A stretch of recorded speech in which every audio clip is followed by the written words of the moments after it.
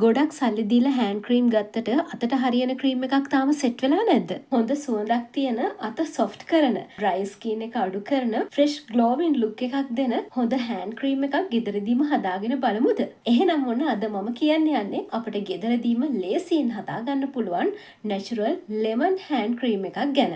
අපිට අවශ්‍ය වෙන්නේ ලෙමන් යුෂ තේ හැඳි භාගයක්, හීනියට ග්‍රේට් කරගත්ත දෙහිලෙලි ටිකක්, පොල් තෙල් තේ හැන්දක්, කෝමාරිකා තේ හැන්දක්, කෝන්ෆ්ලා තේ හැඳි භාගයක්, විටමින් E කැප්සූල් එකක්. විටමින් E කැප්සූල් එක ඔයාලට අවශ්‍ය නම් විතරක් දාගන්න පුළුවන්. අපි දැන් බලමු කොහොමද මේ හෑන්ඩ් ක්‍රීම් එක හදාගන්නේ කියලා. මුලින්ම භාජනයකට පොල් තෙල් තේ හැඳ සහ කෝමාරිකා තේ හැඳ දාගෙන හොඳට කවලම් කරගන්න. ඊට පස්සේ කෝන්ෆ්ලා තේ හැඳි භාගයක් දාලා හොඳට බුබුලු නැති වෙන විදිහට කවලම් කරගන්න. දැන් තියෙන්නේ ලෙමන් යුෂ සහ ග්‍රේට් කරගත්ත දෙහිලෙලි ටික මේකට එකතු කරගන්න එක. දෙහිලෙලි ගොඩක් ලොකු කැබලි විදියට දාගන්න එපා.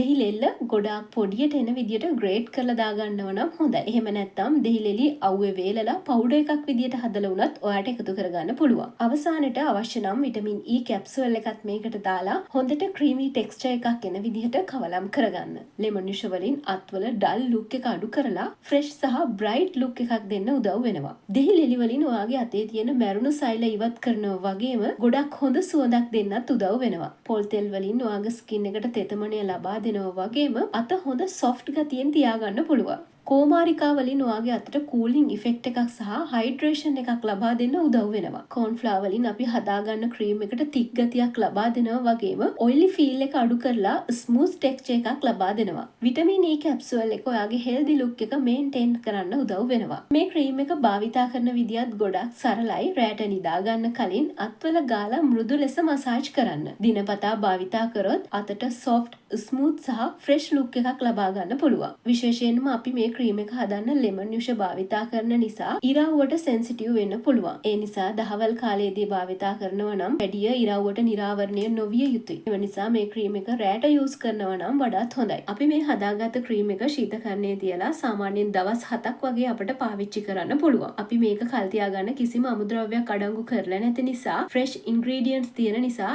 ඉක්මනට ස්පොයිල් වෙන්න පුළුවන්. විශේෂයෙන්ම ලෙමන් යුෂ සහ ඇලෝවේරා මේකට හේතු වෙන්න පුළුවන්. ඒ නිසා දවස් 7ක් වගේ කාලයක් ශීතකරණයේ තියලා ඔයාලා මේක භාවිතා කරන්න. ඉතින් ඔයාලා මේ ක්‍රීම් එක දාගන්න පාවිච්චි කරන කප් එකත් ජීවාණුහරණය කරපු වියලි කප් එකක් භාවිතා කරන්න. හැම වෙලේම ක්‍රීම් ගන්නකොට වියලි හැන්දකින් ගන්න අමතක කරන්න එපා. හෙට අතින් එහෙම ගත්තොත් ක්‍රීම් එක ඉක්මනට සවුත් වෙන්න පුළුවන්. ඒ වගේමයි ලෙමන් යුෂ නම් වැඩිපුර දාන්න එපා. අපි කියලා තියෙන ප්‍රමාණය විතරක් දාගන්න. මොකද ලෙමන් යුෂ වැඩි වුණොත් ඔයාගේ මේ ක්‍රීම් එක ඉක්මනින් ස්පොයිල් වෙන්න පුළුවන්. ඔයාලා හදාගන්න මිශ්‍රණයේ කිසියම් වැරද්දක් වෙලා ස්මෙල් එක වෙනස් වුණොත්, කලර් එක වෙනස් වුණොත් හෝ වතුර ගතිය වැඩි වුණොත් භාවිතා කරන එක වළක්වන්න. ඉතින් අපේ වීඩියෝ එක වැදගත් වුණා නම් ලයික් කරලා කමෙන්ට් එකක් දාන්න අමතක කරන්න එපා. තවත් මේ වගේ බියුටි ටිප්ස් දැනගන්න ඕන නම් අපේ channel එක subscribe කරලා තියාගන්න.